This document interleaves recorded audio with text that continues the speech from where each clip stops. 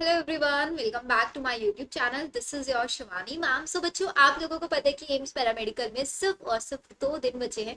एक हमारे पास आज का दिन है एंड प्लस हमारे पास कल का दिन। एग्जाम आप लोगों को पता ही है कि आपका 6 जुलाई को है। सो आज इस वीडियो में मैं आप लोगों को ये बताने वाली हूँ कि अगर आप एम्स पैरामेडिकल का एग्जाम देने वाले हो 6 जुलाई में, तो इन इम्पॉर्टेंट चीजों का आपको 101% ध्यान रखना है। इन मिस्टेक्स को आप लोगों को बिल्कुल भी नहीं दोहराना है।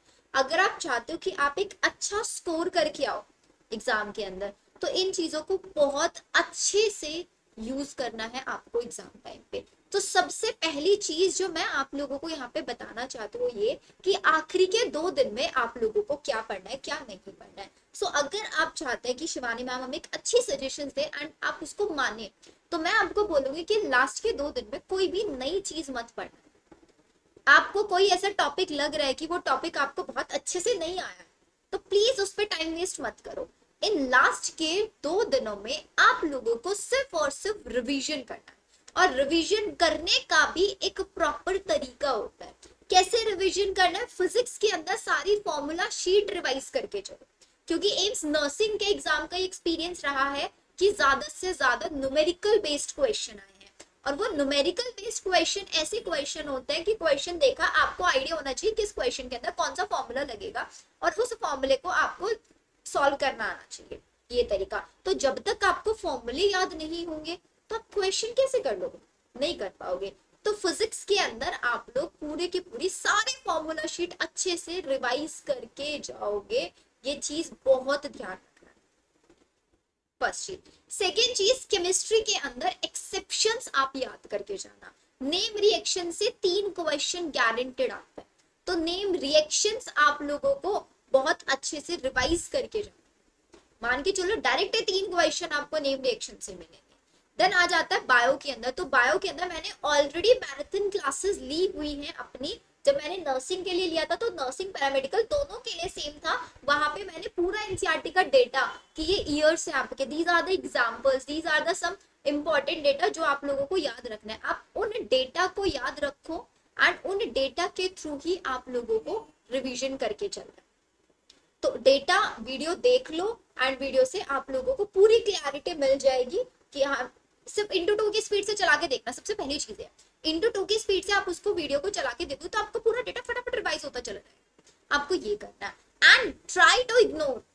सीरियसली बता रही हूँ, इग्नोर करो कोई भी एफएसटी देना लास्ट के इन 2 दिनों में, क्योंकि एफएसटी दोगे 1.5 आवर लगाओगे प्लस उसका एनालिसिस में आप टाइम वेस्ट करोगे। सो आई डोंट वांट कि आप लोग उसके एनालिसिस में टाइम कंज्यूम करो।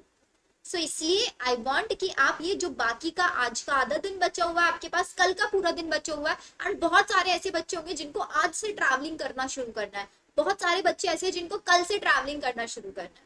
तो अपने ट्रैवलिंग टाइम पीरियड को एक रिलैक्स टाइम पीरियड लेके चलना। ये नहीं कि ट्रैवलिंग के टाइम पे रटे जा रहे हो बुक्स लेके और बहुत पैनिक कंडीशन में आ रहे हो, मत करना।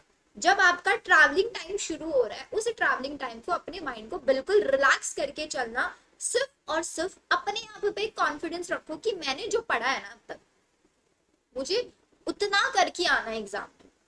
जितना मैंने पढ़ा है मुझे उसका 100% दे, तो आप लोग गलती नहीं करोगे। तो पहली चीज है, आप लोगों को इन आखिरी का जो टाइम बचा हुआ है इसमें क्या क्या रिवाइज करना है वो आपको मैंने बता दिया। अब नेक्स्ट चीज आ जाती है कि आप लोगों को एग्जाम सेंटर पे क्या क्या लेके जाना है। तो एग्जाम सेंटर पे आप लोगों को अपना एडमिट कार्ड लेके जाना है, उसके अंदर सेल्फ डिक्लेरेशन फॉर्म फिल करके लेके जाना है। सेल्फ डिक्लेरेशन में आपको सिर्फ और सिर्फ सिग्नेचर करने हैं अपने और अपना प्लेस और डेट मेंशन करना है। बाकी जो नीचे वाला पार्ट लिखा फॉर इंटरनल यूज है आपका, वो जिसमें बॉक्सेस बने हुए हैं, उसमें आपको कुछ नहीं करना।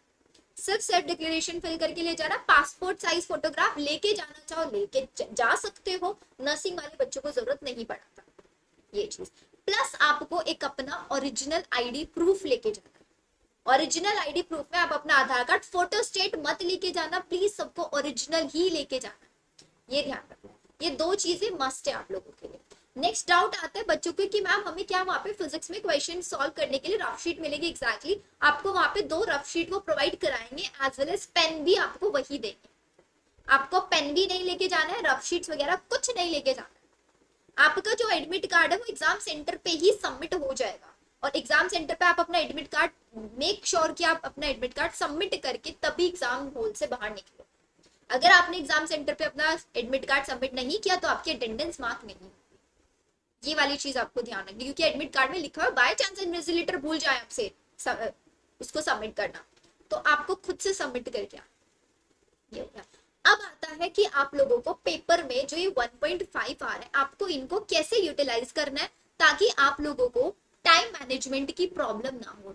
इसी के साथ साथ मैं आप लोगों को बताऊंगी कि आप लोग नेगेटिव मार्किंग कैसे इग्नोर कर सकते हैं। तो उसके लिए I will show you, give me a second.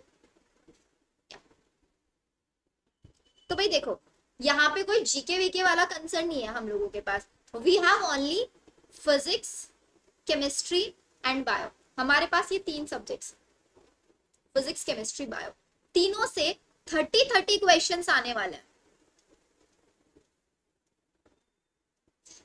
Total हमारे पास है 90 क्वेश्चन, जिनको सॉल्व करने के लिए हम लोगों को दिए जाएंगे 90 मिनट्स। तो अगर आप ऑन एन एवरेज मान के चले तो आपका एक क्वेश्चन 1 मिनट में हो जाना चाहिए।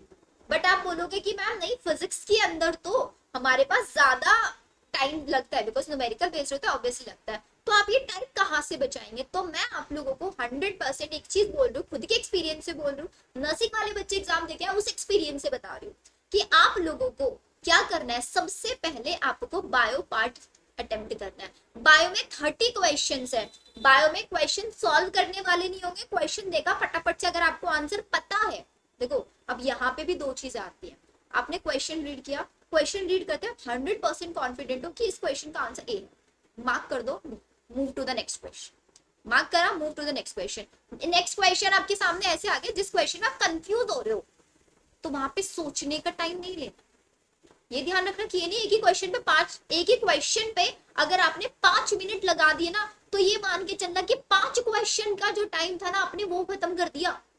एक नंबर के लिए आपने अपने 5 नंबर खो दिए, क्योंकि एक क्वेश्चन पे 1 मिनट लगना है और आप एक क्वेश्चन पे लगा रहे हो 5 मिनट। दैट मीन्स आपको आगे आके 5 क्वेश्चन स्किप करने पड़ जाएंगे, टाइम नहीं बचेगा, ये मान के चलना है। तो बायो में इन 30 क्वेश्चंस को आपको मैक्स टू मैक्स 10 से 12 मिनट में सॉल्व कर देना है। 10 से 12 मिनट में आपको इन बायो के क्वेश्चन को सॉल्व कर लेना है। दिस इज मोस्ट इंपॉर्टेंट, बहुत ध्यान से सुनना, ठीक है? ये चीज आपको करना है। अब 10 से 12 मिनट में, चलो मान के चलता है 15 मिनट ले लिया, तो आपके पास 15 मिनट एक्स्ट्रा बच गई अभी। अब उन 15 मिनट को हम यूज करेंगे हमारे फिजिक्स वाले पार्ट में। तो अब बायो करने के बाद यू हैव टू डिसाइड। अब बायो में भी सिर्फ और सिर्फ जिन क्वेश्चंस को लेके 100% कॉन्फिडेंट हो ना, सिर्फ उन क्वेश्चन को मार्क करके आना, क्योंकि negative marking is the one thing जो आपका सिलेक्शन रुकवाएगी। सिर्फ नेगेटिव मार्किंग ही सिलेक्शन रुकवाती है। तो आप जिस क्वेश्चन को कॉन्फिडेंट है सिर्फ उसको मार्क करना। नेगेटिव मार्किंग का भी बाद में सोल्यूशन बताऊंगी कि अगर आप किसी क्वेश्चन को लेके कंफ्यूज है कि इसका आंसर ए भी हो सकता है, क्या रिस्क लेना चाहिए नहीं लेना चाहिए, वो भी आपको मैं बताऊंगी। बट अभी के लिए मान के चलो कि आपको सिर्फ फर्स्ट अटेम्प्ट में सारे कॉन्फिडेंट वाले क्वेश्चन मार्क करना। तो आपने यहाँ पे बायो कर दिया। बायो के बाद यू हैव टू डिसाइड कि आपको फिजिक्स केमिस्ट्री में से कौन सा पार्ट इजी लगता है। मान के चलता है मेरे को केमिस्ट्री इजी लगता है, तो अब मैं जाऊंगी केमिस्ट्री पे। I'll move on to the chemistry। अब केमिस्ट्री में मेरे पास 30 क्वेश्चंस है। अब 30 के 30 क्वेश्चंस तो मेरे को नहीं आते होंगे, चलो आते भी है मेरे को 30 के 30 क्वेश्चन, तो मैंने क्वेश्चन देकर टाइम लगेगा क्योंकि वहां पे रिएक्शन वाले क्वेश्चंस होंगे, तो 1 मिनट में एक क्वेश्चन नहीं हो पाएगा। तो आपको केमिस्ट्री में मैक्स 40 मिनट में, 40 मिनट में आपको अपनी पूरी केमिस्ट्री फिनिश कर देनी है। अगर आप इस पे, बिकॉज आपका केमिस्ट्री स्ट्रॉन्ग पार्ट है, ये मैं मान के चल रही हूँ, स्ट्रॉन्ग पार्ट आपका केमिस्ट्री है, तो आप उस पर 40 मिनट तब लगाओ। आपने 40 मिनट यहाँ लगाया, आपने 15 मिनट इधर लगा लिया, कितना हो गया? 55 मिनट आपके जा चुके। या मान के चलना भाई 60 चले जाएंगे इसमें। अब आ जाता है फिजिक्स, आपका सबसे वीक पार्ट, जिसमें आपको डर होगा कि भाई पता नहीं कैसे क्वेश्चन होंगे। तो फिजिक्स में आपको, अगर आप टाइम लोगे, क्योंकि आप मान के चलो आपके पास 30 मिनट बचे हैं अभी, और इन 30 मिनट को आपको बहुत स्मार्टली यूटिलाइज करना है। या तो इन 30 मिनट को सारे 30 के 30 क्वेश्चन रीड करने में वेस्ट कर दो, या फिर क्वेश्चन देखा और क्वेश्चन देख के आपको आइडिया हो गया हाँ इसमें ये फॉर्मूला लगेगा, मैं इसको कर सकता हूँ, तो उस क्वेश्चन को करो। तो मान के चलना है कि आपको इन क्वेश्चन में, फिजिक्स में से 15 क्वेश्चन अटेम्प्ट करने हैं। 15 क्वेश्चन अटेम्प्ट करने हैं विद इन 30 मिनट, और यहाँ पे 30 में आपको 40 मिनट भी मिल सकता है अगर आपने केमिस्ट्री में कम टाइम लगाया। तो वैसे मैंने केमिस्ट्री को ज्यादा टाइम इसलिए दिया क्योंकि आपका केमिस्ट्री स्ट्रॉन्ग पार्ट है, ये चीज आपको करके चलना है। तो अब उन क्वेश्चंस पे बिल्कुल भी टाइम वेस्ट आपको नहीं करना है जिन क्वेश्चन पे आपको लग रहा है कि भाई इसमें मेरे को टाइम जाएगा, कंफ्यूजन है बहुत ज्यादा, नहीं करना है। अगर पूरा पेपर करने के बाद आपको लगता है कि हाँ मेरे पास टाइम बचा है, then you can go to those question जिन क्वेश्चंस को आपने मार्केज रिव्यू किया था, ऐसा आप जा सकते हो। अब यहाँ पे आ जाते हैं कि आपको कितने क्वेश्चंस का लिमिट, कितने क्वेश्चन अटेम्प्ट करके आना है। तो आपको मैं यहाँ पे सिंपल एंड सॉर्टेड बता रही हूँ कैटेगरी वाइज कि भाई अगर आप है जनरल कैटेगरी से, आप है ओबीसी कैटेगरी से, तो आउट ऑफ द 90 आप लोगों को 70 क्वेश्चन अटेम्प्ट करके आने हैं। अब इन 70 क्वेश्चन को आपको अटेम्प्ट कैसे करना है, आपको फिजिक्स केमिस्ट्री बायो उसमें से डिसाइड करना है किस क्वेश्चन को लेके आप कॉन्फिडेंट है। तो 70 क्वेश्चन आप अटेम्प्ट करके आओगे, इसमें से 5 क्वेश्चन गलती भी हो जाएगा बाई चांस। तो अगर 5 क्वेश्चन आपके गलत हो गए तो 5 क्वेश्चन गलत में आपके कितने मार्क्स कटेंगे, आपके 2 नंबर कट जाएंगे। तो आपका मार्क्स कितना आ जाएगा, 68 आ जाएगा। और 68 is the safe score for general and OBC, क्योंकि आपका जो बनेगा परसेंटाइल में आएगा, या हो सकता है परसेंट, बिकॉज नर्सिंग का देखो परसेंटाइल में आया है रिजल्ट निकल के, लेकिन लास्ट ईयर नर्सिंग वालों का परसेंटेज में आएगा, ये ध्यान रखना, ठीक है। तो जनरल ओबीसी वाले बच्चे ये करके चलेंगे। ईडब्ल्यूएस वाले बच्चे 65 मान के चल सकते हैं कि भाई आपको 65 क्वेश्चन अटेम्प्ट करना है, मुश्किल से 5 से 6 क्वेश्चन गलत करोगे तो आपका स्कोर जो है, ये स्कोर मैक्स टू मैक्स कहां तक पहुंच जाएगा, 62 तक पहुंच जाएगा, इससे कम नहीं जाना चाहिए। तो आपको नेगेटिव मार्किंग भी अगर करनी है तो सिर्फ 5 क्वेश्चन में करनी है, और वो नेगेटिव मार्किंग उनके लिए, उन क्वेश्चंस के लिए जिन क्वेश्चंस के यू आर फीलिंग कि ए बी हो सकता है, ए हो सकता है, बी हो सकता है, कंफ्यूजन, उन 5 क्वेश्चन में करके आना, सिर्फ 5 क्वेश्चन, इससे ज्यादा नहीं करते। सेम आ जाओ एससी कैटेगरी और एसटी कैटेगरी में आपको 60 क्वेश्चन अटेम्प्ट करके आने आउट ऑफ द 90। अगर आप इस वाली चीज को फॉलो करेंगे तो आप लोग एक सेफ जोन में रहने वाले हैं, इस सेफ जोन में कि आप लोगों का मेरिट लिस्ट में नाम आ ही आ जाएगा।